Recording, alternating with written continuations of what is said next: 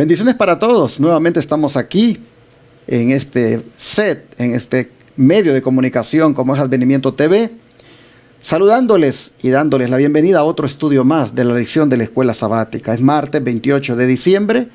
El año está por terminarse ya. Y ustedes, por la gracia de Dios, nos han acompañado durante todo este año con estos estudios. De manera que hoy el Señor nos va también a hablar, como siempre lo ha hecho, y dispongámonos para eso. Mi hermana Glenda Puente nuevamente está aquí conmigo para otra vez estudiar con ustedes la lección. Buenos días, bienvenida. Bien, gracias, pastor. Estoy contenta por estar nuevamente en este estudio. Esperamos que todos podamos ser edificados por la palabra de Dios. Amén.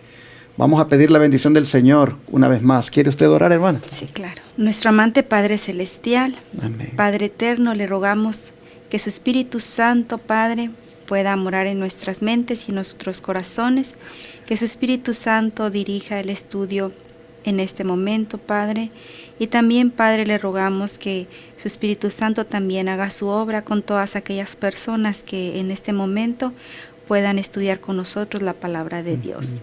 Nos ponemos en sus manos, Señor, y le pedimos que su Espíritu Santo se quede siempre con nosotros. En Cristo Jesús. Amén. Amén. Hipocresía y justicia propia es el subtema para este día. ¿Qué descripción, hermana Glenda, hace Pablo de los que condenan a los demás? Vamos a leer en la palabra de Dios Romanos capítulo 2, versículos del 1 al 3.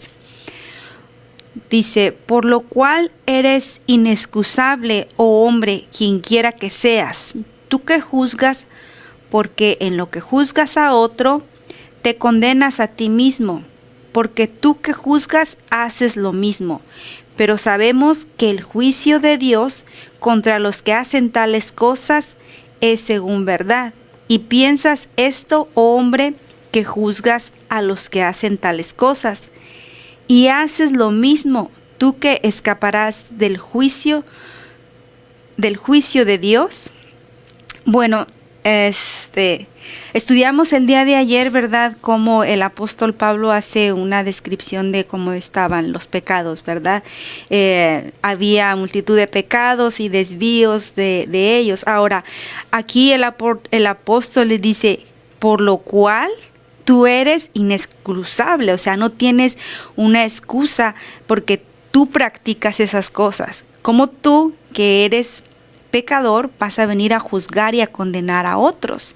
Dice, porque tú que juzgas haces lo mismo, ¿verdad? Estás cometiendo pecado, pero sabemos que el juicio de Dios contra los que hacen tales cosas es según verdad. El hombre no puede juzgar ni condenar a nadie. Es únicamente el juicio le corresponde a nuestro Dios. Para nosotros no somos ninguna persona, no estamos aptos para juzgar a nadie, ¿verdad? El Señor Jesús dijo, cuando vino la mujer que había cometido adulterio, le dijo, ni yo te condeno, ¿verdad? Entonces, nosotros no estamos para juzgar a nadie, antes al contrario, si juzgamos nosotros mismos nos condenamos. Sí, es que lo que mirábamos ayer era prácticamente, si lo queremos ver desde la perspectiva del judío, era una descripción de los paganos, de los pecadores, de los injustos.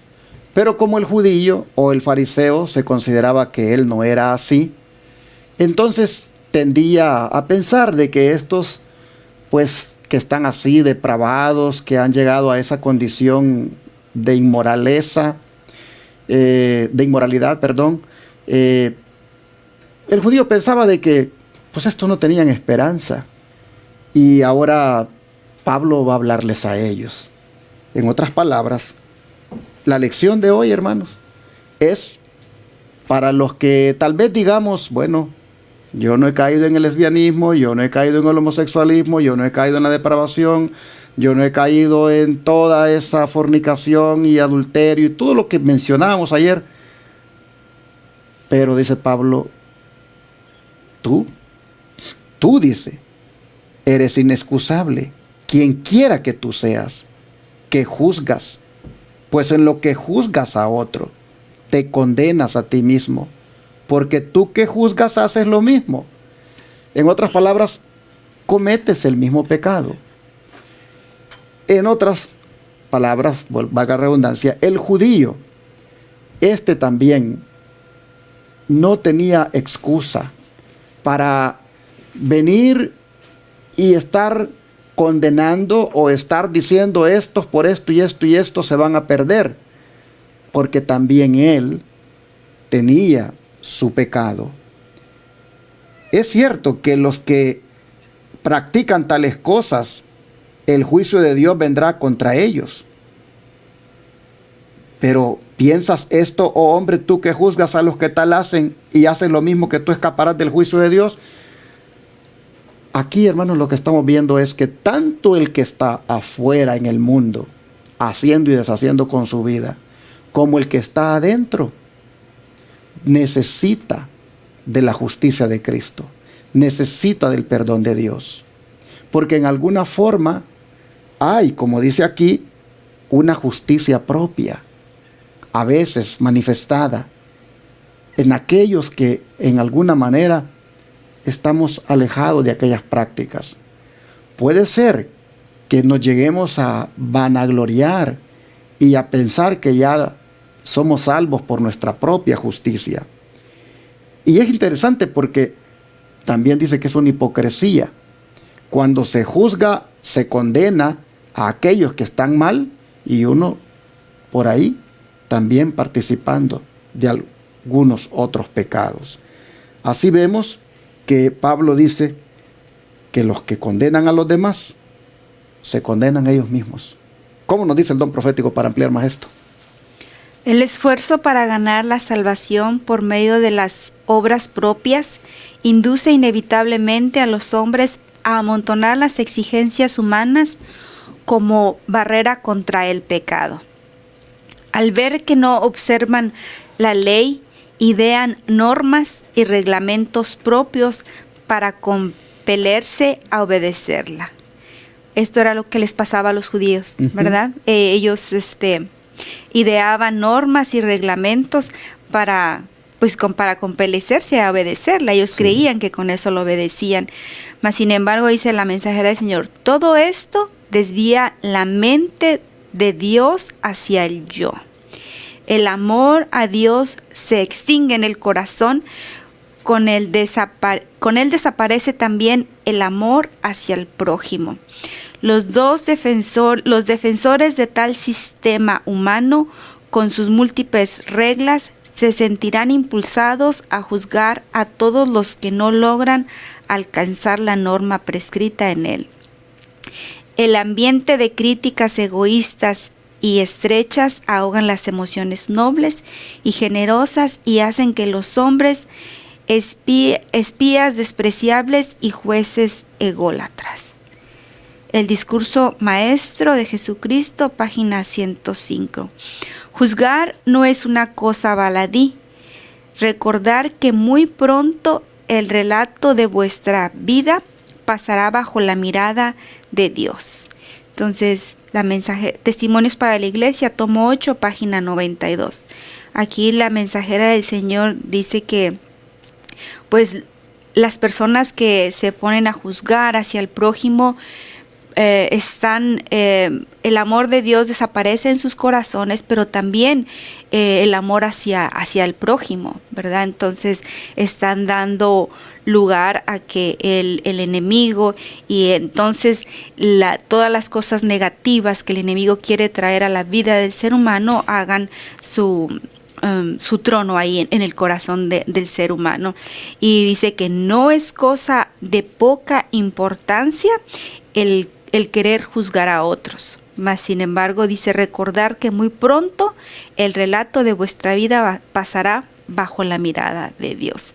Todos vamos, aquí nos lleva al juicio, ¿verdad? Donde todos vamos a ser escudriñados, ¿verdad? Debemos de estar siempre con eso en la mente. Así todos vamos a ser pasados por el juicio de Dios, así como dijo el pastor, tanto la gente del mundo como los que somos del pueblo de Dios. Y esto debemos de tenerlo siempre en mente. Pero qué tremendo, hermanos, dice, el ambiente de críticas egoístas y estrechas ahoga las emociones nobles y generosas y hace de los hombres espías despreciables y jueces ególatras. Qué tremendo, hermanos, en lo que uno se convierte, en un espía despreciable y en un juez egoísta. ¿Cuándo? Cuando uno se da a la crítica. Cuando uno, hermanos, se presta para estar constantemente juzgando los motivos de por qué tal o cual persona hace lo que hace. Eso, hermanos, es un pecado y debemos pedir a Dios que Él lo desarraigue de nosotros. No podemos nosotros prestarnos a esto porque nos hace caer prácticamente en el mismo pecado de aquellos a quienes juzgamos.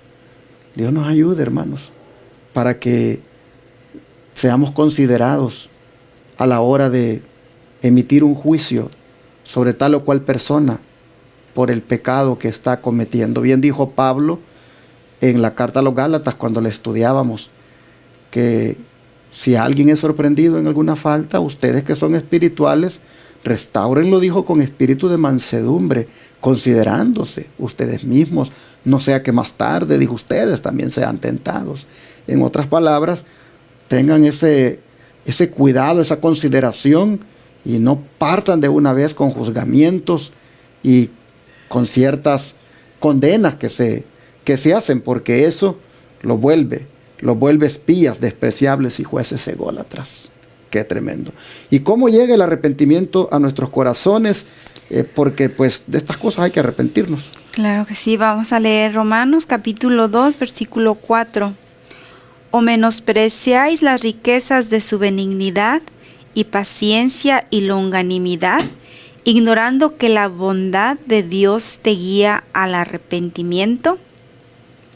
Y vamos a leer también en Hechos capítulo 5, versículo 31.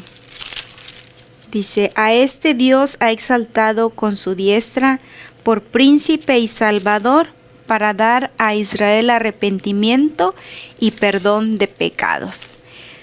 Claramente hemos leído, ¿verdad?, como dice que el arrepentimiento es un don de Dios. Uh-huh. Sí, y es ese don de Dios, ese arrepentimiento, Dios nos lo quiso dar por medio del sacrificio de nuestro Señor Jesucristo.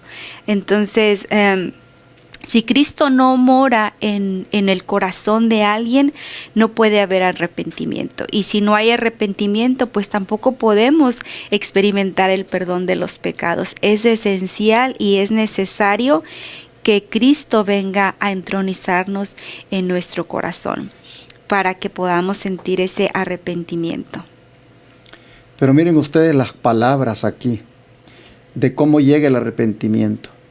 Nos llega a través de la benignidad, nos llega a través de la paciencia y también nos llega a través de la longanimidad.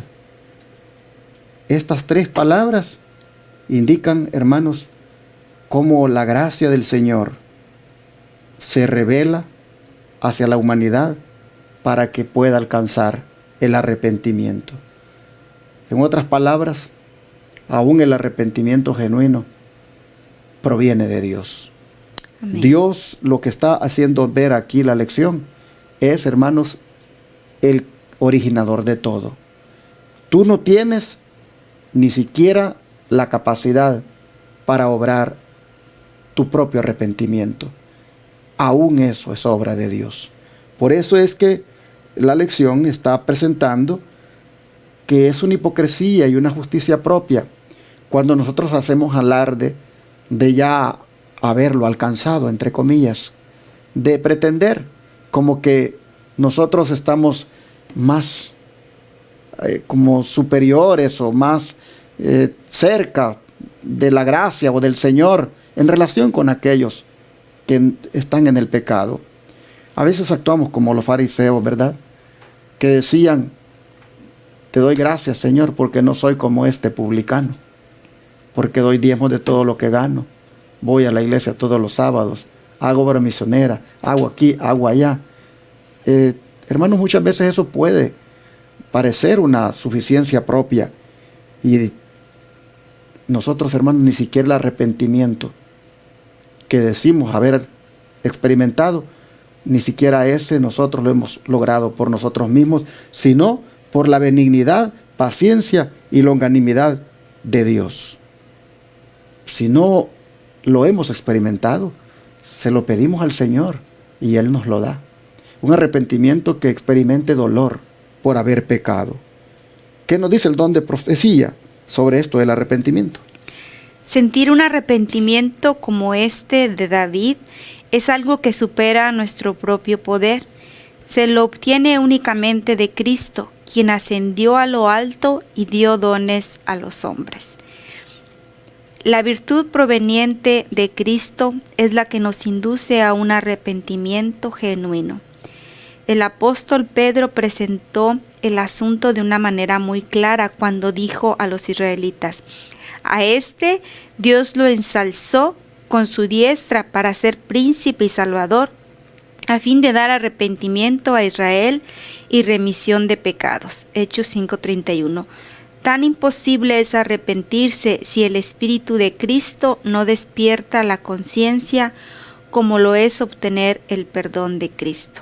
El Camino a Cristo, página 25 y 26. Bueno, aquí la mensajera del Señor vuelve a mencionarnos, ¿verdad?, cómo el arrepentimiento se obtiene únicamente por medio de Cristo. Y es verdad, cuando podemos ver y estudiar la muerte de nuestro Señor Jesucristo, es esas escenas de sentir, de ver cómo Él murió en la cruz del Calvario para que nosotros pudiéramos alcanzar la vida eterna, para que podamos ser reconciliados con Dios, es lo que nos somos atraídos hacia Él y podemos experimentar ese arrepentimiento. Dice, tan imposible es arrepentirse si el Espíritu de Cristo no despierta la conciencia como lo es obtener el perdón sin Cristo. Sin Cristo no podemos tener perdón. Entonces es necesario obtener el arrepentimiento que venga de Cristo. Pero ¿qué tal, hermana Inglenda, si aún sabiendo esto no queremos nada con ese arrepentimiento y nos volvemos impenitentes? ¿Cuál va a ser el resultado final? Sí, Romanos 2, del 5 al 11. Vamos a leer Romanos capítulo 2, del 5 al 11. Dice: mas por tu dureza y tu corazón no arrepentido, atesoras ira para ti mismo para el día de la ira y la manifestación del justo juicio de Dios, el cual pagará a cada uno conforme a sus obras. A los que, perseverando en bien hacer, buscan gloria y honra e inmortalidad, vida eterna, pero indignación e ira a los que son contenciosos y no obedecen a la verdad, antes obedecen a la injusticia. Tribulación y angustia sobre todo ser humano que hace lo malo, el judío primeramente y también en el griego, pero gloria y honra y paz a todo el que hace lo bueno, al judío primeramente y también el griego, porque no hay acepción de personas para con Dios. El apóstol Pablo es muy explícito aquí, ¿verdad? Dice, con todo aquel que es impenitente, refiriéndose a que las personas que no quieren arrepentirse, que hay una dureza en sus corazones. Ahora dice, ¿cuál es lo que va a venir? Bueno, dice que están atesorando ira para el día de la ira de Dios, ¿verdad? Y ya hablábamos en la lección del domingo referente a lo de la ira, y vuelve a hablar del juicio de Dios, ¿verdad?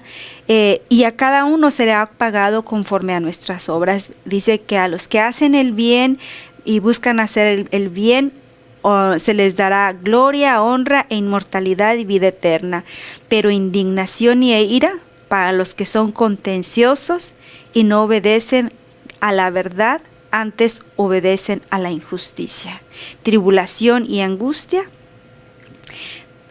sobre todo ser humano que hace lo malo, el judío primeramente y también el griego, porque Dios no hace acepción de personas, ¿verdad? Para Él somos su creación, y si no le obedecemos, dice que tanto el juicio es para los judíos, tanto para los gentiles. Entonces, yo creo que en este punto, ¿verdad, pastor? Nosotros también podemos contribuir un poco en que podamos sentir el dolor de ver lo que viene contra las personas que no conocen de la palabra de Dios, y sentir ese deseo de salir a compartirles el evangelio de Cristo, porque las cosas que vienen pues sí están muy muy muy difícil, ¿verdad? Porque pues hay tanta gente que perece sin el conocimiento de Dios, ¿verdad? Entonces, no sé, a mí me llama la atención eso de esta parte. Sí, no cabe duda, hermano, de que aquí hay un compromiso, hay una responsabilidad de parte de nosotros que hemos conocido el camino de Dios, que hemos ya hecho una decisión de formar parte del pueblo de Dios, que hemos respondido al llamado de Él. Hay, hermanos, en nosotros una responsabilidad, y es en el sentido de que debemos de ser consecuentes con el mensaje que Dios nos ha dado, en la manera de aplicarlo en la vida.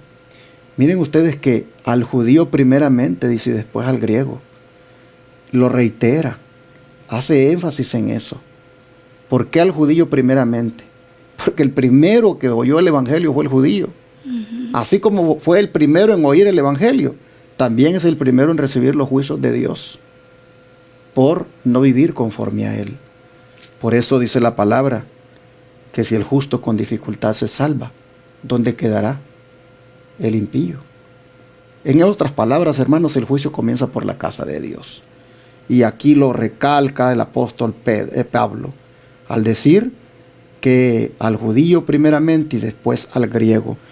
El que teniendo la luz, el que conoce la verdad, el que lleva el nombre de Cristo, el que, hermanos y hermanas, es parte del pueblo remanente, pero su vida no es consecuente con la luz que ha recibido, y más bien se dedica a juzgar a los demás. Aquí nosotros vemos que necesita arrepentirse de eso, y si no, tristemente, aquí habrá, dice, ira y enojo. ¿Por qué? Por el hecho de que han buscado su propia gloria, han prácticamente caído en la misma pecaminosidad de los demás, y no escaparán del juicio de Dios. Para cerrar, el don de profecía, como lo dice. Sí, dice que el objeto de Satanás consiste en tener sumido al pueblo de las tinieblas y en la impenitencia hasta que termine la obra mediadora del Salvador y no haya más sacrificio por el pecado. El conflicto de los siglos, página 509. Pues el enemigo quiere cumplir su propósito, ¿verdad?, con la humanidad. Él no quiere que nadie se salve. Ese es su propósito, y tiene entretenida a la gente, sumido al pueblo en las tinieblas, en la idolatría, en las fiestas paganas, en los juegos, en las diversiones, en la música, en tantas cosas que distraen la mente de las personas, y él quiere que las personas se pierdan antes de que el Señor que el Señor termine su obra mediadora por nosotros. Entonces, hermanos, hay que orar, porque nosotros somos el judío, en el sentido de que a nosotros se nos ha dado, en relación con el que anda perdido en el pecado, se nos ha dado primero este evangelio. Nosotros los cristianos tenemos, digamos, anticipadamente este regalo que se nos ha otorgado, y por lo tanto tenemos que vivir en armonía con Él. Tenemos que tener, hermanos, una actitud de abandono del pecado, de arrepentimiento por hacer lo malo, y mucho cuidado con la manera de cómo hacemos juicios, cómo hacemos críticas, ¿Cómo hacemos evaluaciones en relación con otras personas? Como dice en otra parte de la palabra, mejor saquemos la viga que hay en nuestro ojo para que podamos ver la basurita que está en el ojo de nuestro hermano.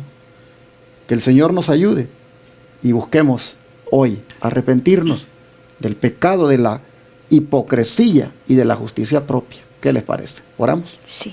Padre nuestro, queremos suplicarte que nos ayudes para que como pueblo escogido tuyo, que ha aceptado el privilegio de ser depositario de tu santa ley, de tu mensaje, oh Padre, no caigamos en el pecado de la dureza de corazón, de no arrepentimiento, más bien también todavía de juzgar, de criticar, de ser hipócritas. Señor, te pedimos que de todo eso tú nos libres y nos perdones si hemos caído en eso, y que nos ayudes para no seguir cometiendo ese pecado. Te rogamos que nos ayudes a ser sinceros, misericordiosos y a no estar juzgando las vidas de nadie. Dejarte eso a ti, que más bien nos aseguremos de tener un corazón limpio delante de ti. Y Padre, te pedimos que nos des el arrepentimiento sincero, genuino, como un regalo, para experimentar tristeza y dolor por las cosas malas que hemos hecho y así, Señor, no volverlas a hacer. Te rogamos que hagas eso en nosotros, de cambiarnos y de darnos, Señor, esa actitud que a ti te agrada. Te lo pedimos en el nombre de Jesús. Amén.